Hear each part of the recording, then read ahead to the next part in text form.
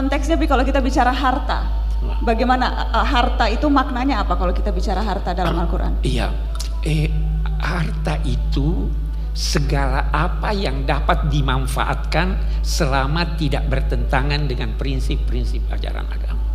Boleh jadi sekarang apa yang dapat dimanfaatkan itu sudah lebih banyak dari dulu. Sesuatu yang bisa dimanfaatkan itu harta. Benda, rumah yang disewakan, itu semuanya adalah harta. Nah, harta menurut Al-Quran ada beberapa prinsipnya. Yang pertama, harta bukan milik manusia tapi milik Tuhan. Anda hanya diberi wewenang untuk mengelolanya sampai sebelum datang tanda-tanda kematian pada Anda. Kalau sudah datang tanda-tanda kematian, hanya sepertiga yang boleh ini. Lainnya Allah atur untuk ahli waris. Itu Tuhan atur. Harta dititipkan pada Anda, tapi harta harus Anda jaga. Kalau ada hutang piutang, catat. Walau kecil, itu ayat yang terpanjang berbicara tentang kewajiban menulis hutang piutang. Harta adalah sumber kehidupan manusia. Satu negara yang saudara-saudara lebih tahu dari saya, anggaran belanja suatu negara, pendapatan negara itu bisa menjadi faktor yang meningkatkan kedudukannya. Kalau rendah bisa juga. Itu Al-Quran sudah katakan demikian. Jadi harta itu penting karena itu harta dalam bahasa Al-Quran dinamai khair, sesuatu yang baik. Jadi kumpul harta, hanya dia tekankan, apa dia tekankan? Pegang di tangan atau pegang di hati. Kalau Anda pegang di hati, terus tidak mau Anda keluarkan. Tapi kalau Anda letakkan di hati, mudah Anda keluarkan. Itu tapi kebalik, jadi kalau dipegang di tangan, orang akan susah untuk melepaskan. Susah melepaskan. Kalau hartanya kita taruh di hati, hati itu dengan legowo kita keluarkan. Tapi harta itu baik. Dan Al-Quran memerintahkan kita mencari harta. Mencari harta. Bahkan ada ayat, zuyyina linnasi hubbus syahwat. Sudah menjadi dihiaskan pada diri manusia kecintaan, syahwat kepada aneka hal, lawan jenis.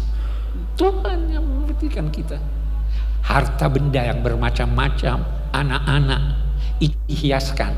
Kalau kita melakukannya, mengelolanya sesuai dengan tuntunan agama, itu Tuhan yang hiaskan. Kalau melanggar, itu setan yang menghiaskan.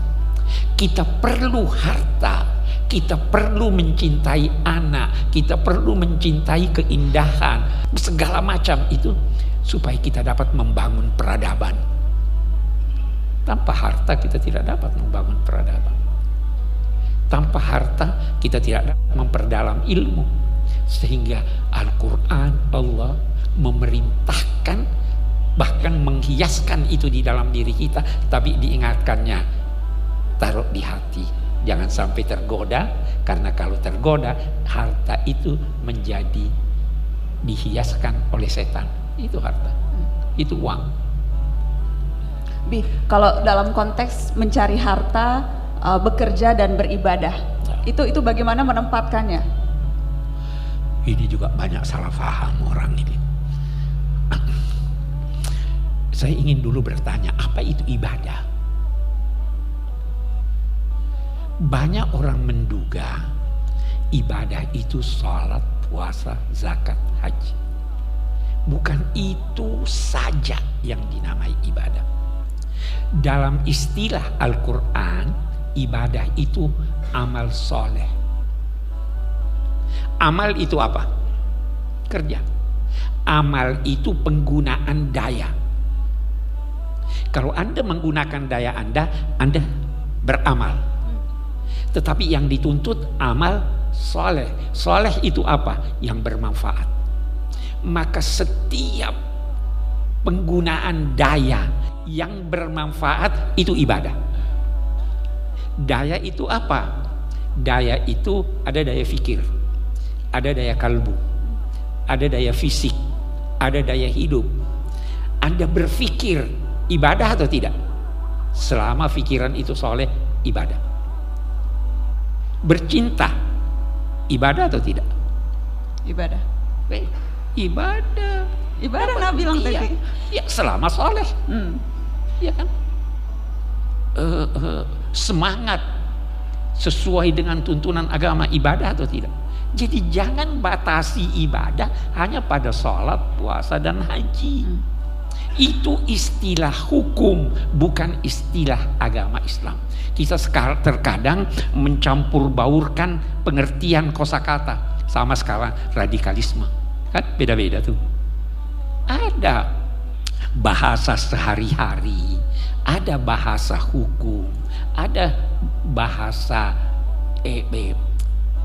pengertian kosakata dan lain-lain. Itu bermacam-macam. Kalau tidak, nah jadi jangan pertentangkan antara mencari uang dengan ini. Masjid itu menarik nih. Persada bumi ini dijadikan Tuhan masjid. Wa ju'ilat diyal ardu masjidan wa tahura. Allah menjadikan buat saya, kata Nabi dan umatku, seluruh persada bumi ini sebagai masjid, tempat sujud kepada Allah. Jadi kalau Anda di sini itu ibadah, Anda kerja ibadah.